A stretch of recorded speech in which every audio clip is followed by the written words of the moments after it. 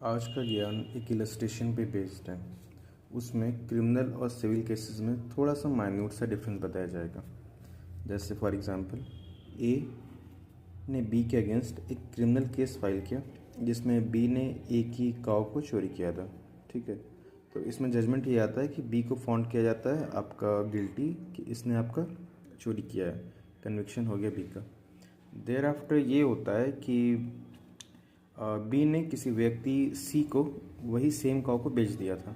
अब ए इससे वापस चाहता है पोजीशन लेना, तो ए क्या करता है, अब एक नया केस फाइल करता है सी के अगेंस्ट के लिए कि मेरी काऊ को बी ने चोरी किया था, जो बी ने सी को बेच दिया, अब सी मुझे वापस कर दो।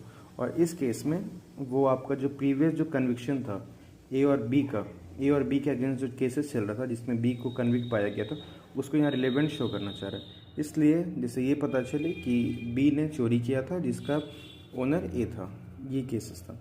तो इस केस में क्या होगा, जो आपका ए और बी का जो प्रीवियस जो केसेस चला था वो यहाँ पर इररिलेवेंट होगा।